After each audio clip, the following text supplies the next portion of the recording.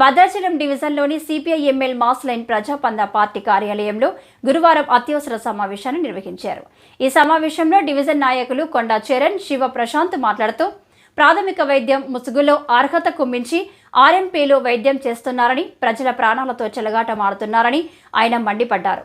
ప్రభుత్వ నిబంధనలకు విరుద్ధంగా రోగులకు ఇంజెక్షన్లు, సిలైన్లు, స్టెరాయిడ్లు, అండ్ యాంటీబయోటిక్స్ వేస్తున్నారని తెలిపారు. తక్షణమే నేషనల్ మెడికల్ కౌన్సిల్, తెలంగాణ రాష్ట్ర మెడికల్ కౌన్సిల్ భద్రాచలం డివిజన్లో ఉన్న అన్ని ఆర్ఎంపీ క్లినిక్లను తనిఖీ చేయాలని, నిబంధనలను పాటించకుండా రోగులకు వైద్యం చేస్తున్న ఆర్ఎంపీలను గుర్తించి చట్టపరమైన చర్యలు తీసుకోవాలని ఆయన డిమాండ్ చేశారు. లేని ఎడల దశల వారీ ఉద్యమాలు చేపడతామని తెలిపారు. నా పేరు కొండా Charan, CPI-ML mass line ప్రజాపంద party Bhadrachalam division నాయకుడిని. భద్రాచలం డివిజన్ వ్యాప్తంగా అంటే భద్రాచలం పట్టణం, దుమ్ముగూడెం మండలం, చర్ల మండలం, ఈ మండలాలను కలుపుకొని డివిజన్ వ్యాప్తంగా ఉన్నటువంటి ఆర్ఎంపీలు వాళ్ళ అర్హతకు మించినటువంటి వైద్యం చేస్తూ ఉన్నారు. దీన్ని సిపిఐ-ఎంఎల్ మాస్ లైన్ ప్రజాపంద పార్టీగా మేము తీవ్రంగా ఖండిస్తున్నాం. ఎందుకంటే ఈరోజు అర్హతకు మించినటువంటి వైద్యం చేయడం వల్ల అనేక రకాలుగా ప్రజలు ప్రమాదానికి గురవుతున్నటువంటి పరిస్థితి ఉంది.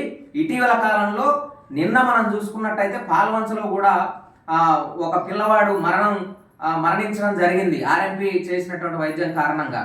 ఎందుకు ఇలా జరుగుతుందంటే ఇలా మెడికల్ కౌన్సిల్ చెప్పినటువంటి నామ్స్ ప్రకారం ఆర్ఎంపీ డాక్టర్లు ప్రాథమిక వైద్యం మాత్రమే చేయాల్సినటువంటి అవసరం ఉంది. అంటే ఏంటి ఈ ప్రాథమిక వైద్యం అని చూసుకున్నప్పుడు, రోగి ఆర్ఎంపీ దగ్గరకు వస్తే ఆ రోగికి ఉన్నటువంటి లక్షణాలు ఏంటి అని చెప్పేసి అని పరిశీలించాలా. ఉదాహరణకు ఒక పారాసిటమాల్ వేయాలా, అట్లాగే దెబ్బలతోటి చిన్న దెబ్బలతోటి ఎవరైనా వ్యక్తి ఆర్ఎంపీ దగ్గరకు వస్తే బ్యాండేజ్ వేయడం, కట్టు వేయడం చేయాలా. చేసి వెంటనే దగ్గర ఉన్నటువంటి పిఎస్సి అట్లాగే ఈ మెడికల్ కౌన్సిల్ ద్వారా రిజిస్ట్రేషన్ పొందినటువంటి అర్హత కలిగినటువంటి ఎంబీబీఎస్ డాక్టర్కి దగ్గరికి పంపించాల్సినటువంటి అవసరం ఉంది. కానీ ఇది ఏమీ చేయకోకుండా ఇలా ఆర్ఎంపీలు ఎంబీబీఎస్ డాక్టర్లు చేసేటువంటి వైద్యాన్ని మ్యాక్సిమం 99% ఇలా ఆర్ఎంపీ క్లినిక్లలో జరుగుతూ ఉంది.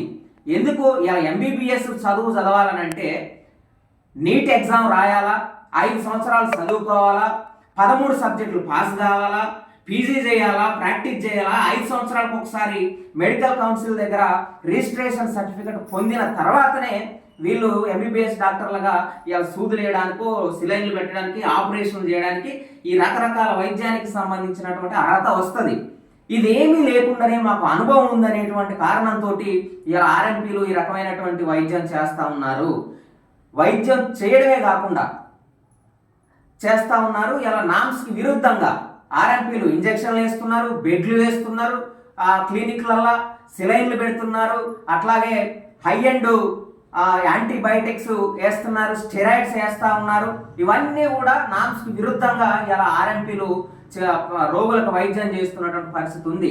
ఇలా జ్వరం వచ్చినా ఏమొచ్చినా సరే దాన్ని సక్రమంగా పరిశీలించకోకుండా వీళ్ళకి తెలవని వైద్యం చేస్తున్నారు. ఇక్కడ సమస్య ఏంటంటే తెలవనటువంటి వైద్యం చేయడం వల్ల, జ్వరంతో రోగు రావడం వల్ల, హై అండ్ యాంటీబయాటిక్స్ ఇక్కడ వీళ్ళు వేయడం వల్ల భవిష్యత్తులో ఖచ్చితంగా ఆ రోగులకి వాళ్ళ యొక్క అవయవాల్లో ఉన్నటువంటి ఆ శరీరంలోని అవయవాలు దెబ్బతినడానికి అవకాశం ఉంది. అంతేకాకుండా ఇలా మన జిల్లాలోనే అట్లాగే పక్క జిల్లాలో మన రాష్ట్రంలో కూడా ప్రాణాలు పోయినటువంటి పరిస్థితి కూడా ఆర్ఎంపీలు చేసిన వైద్యానికి సంబంధించి పరిస్థితి ఉంది. మేము దీన్ని తీవ్రంగా ఖండిస్తూ ఉన్నాం. అంతేకాదు, ఇంకా దుర్మార్గమైనటువంటి విషయం ఏంటంటే రిఫరల్ పద్ధతి. వచ్చినటువంటి రోగికి సంబంధించి ఆ రోగి యొక్క రోగాన్ని తగ్గించకోకుండా 2 రోజులు 3 రోజులు తిప్పి ఆ రోగిని రోగాన్ని పెంచి ఇలా ఆ రోగిని కమిషన్ల కోసం, కాసుల కోసం ఎవరైతే అర్హత కలిగినటువంటి డాక్టర్ల వద్దకు రిఫర్ చేస్తున్నారు. కాబట్టి మన భద్రాచలం డివిజన్లో రిఫరల్ పద్ధతికి కేంద్రంగా ఇలా ఆర్ఎంపీ క్లినిక్లు ఉన్నాయని చెప్పేసి ఈ సందర్భంగా మేము తెలియజేస్తా ఉన్నాం. ఈ రిఫరల్ పద్ధతి అనేది వైద్య రంగంలో ఎథిక్స్ ఏవైతే ఉంటాయో ఆ ఎథిక్స్ అన్నిటిని కూడా దెబ్బతీసేటువంటి దుర్మార్గమైనటువంటి చర్య ఈ రిఫరల్ చర్య. ఇది కమిషన్ల కోసం ఆర్ఎంపీ చేసిన తప్పే. అట్లాగే ఈ ఆర్ఎంపీలకి కమిషన్లు ఇచ్చి రోగులను రిఫర్ చేయించుకొని దీన్ని ప్రోత్సహిస్తున్నటువంటి అర్హత కలిగినటువంటి డాక్టర్ బ్లాక్ చీఫ్లు కూడా తప్పే అని చెప్పేసి వీళ్ళ మీద కూడా కఠిన చర్యలు తీసుకోవాలని ఈ సందర్భంగా మేము తెలియజేస్తా ఉన్నాం. అయితే ఇక్కడ జరుగుతున్నటువంటి ఈ పరిణామాలు అన్నీ కూడా స్థానికంగా ఉన్నటువంటి అధికారులకు తెలిసినా కూడా ఇలా జిల్లా అధికారులు నిమ్మకి నీరెత్తనట్లు, చీమ సైతం కుట్టనట్లు వ్యవహరిస్తా ఉన్నారు. ఒక పక్క వైద్య రంగంలో ఇలా చట్టాన్ని అతిక్రమించి ఆర్ఎంపీలు వైద్యం చేస్తా ఉన్నారు. దాని కారణంగా ప్రజల ప్రాణాలకు ప్రమాదం జరిగేటువంటి అవకాశం బోలెడంతుంది. అయినప్పటికీ కూడా ఏమీ జరగనట్టు, ఏమీ పట్టనట్టు జిల్లా అధికారులు వ్యవహరించడం అనేది, వైద్య అధికారులు వ్యవహరించడం అనేది అత్యంత దుర్మార్గమైనటువంటి విషయంగా మేము పరిగణిస్తా ఉన్నాం. ఇదే పద్ధతి మీరు కొనసాగిస్తే జిల్లా వైద్య అధికారుల మీద ప్రజలకు ఉన్నటువంటి నమ్మకం సన్నగిల్లిద్ది, జిల్లా అధికారుల మీద ప్రజలకు ఉన్నటువంటి విశ్వాసం సన్నగిల్లిద్ది, పలు రకాల అనుమానాలకు కూడా రావడానికి కూడా అవకాశం ఉంటుంది. ఇది మీకు మంచి పద్ధతి కాదు. మీరు ప్రజలను ఆరోగ్యాన్ని రక్షించే దాంట్లో ఉండాలా, ప్రజల తరపున మీరు ఉండాలని చెప్పేసి ఈ సందర్భంగా మేము తెలియజేస్తా ఉన్నాం. కాబట్టి ఒక పక్క ఆర్ఎంపీ డాక్టర్లు ఆ విధంగా ఉన్నారు, ప్రజల ఆరోగ్యాలు ఈ విధంగా ప్రమాదంలోకి నెట్టివేయబడతా ఉన్నాయి. స్థానికంగా ఉన్నటువంటి జిల్లా అధికారులు పట్టించుకోవట్లేదు. అందుకోసమనే తక్షణమే ఈ భద్రాచలం డివిజన్లో ఉన్నటువంటి ప్రతి ఒక్క ఆర్ఎంపీ క్లినిక్లను నేషనల్ మెడికల్ కౌన్సిల్, అదేవిధంగా టిఎస్ మెడికల్ కౌన్సిల్ తనిఖీలు చేయాలని, పర్యవేక్షణ జరపాలని, పరిశీలించాలని, ఎవరైతే మెడికల్ కౌన్సిల్ నామ్స్లకు విరుద్ధంగా ఇలా పరిమితికి మించి, అర్హతకు మించి వైద్యం చేస్తున్నారో వాళ్ళ మీద చట్టపరమైన కఠిన చర్యలు తీసుకోవాలా. వాళ్ళకు సంబంధించినటువంటి క్లినిక్లని సీజ్ చేయాలని సిపిఐఎంఎల్ మాస్లైన్ ప్రజాపందా పార్టీగా మేము డిమాండ్ చేస్తా ఉన్నాం. ఈ సందర్భంగా ప్రభుత్వానికి కూడా మేము ఒక విషయం గుర్తు చేయదలుచుకున్నాం, తెలియజేయదలుచుకున్నాం.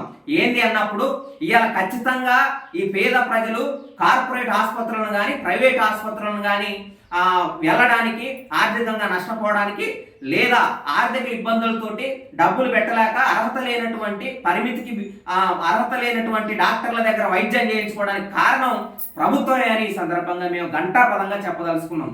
ఎందుకంటే నాణ్యమైనటువంటి విద్యను అందించేటువంటి సామాజిక బాధ్యతను ప్రభుత్వాలు విస్మరిస్తున్నాయి. ఇలా ప్రభుత్వ దవాఖానాల సరైనటువంటి నాణ్యమైన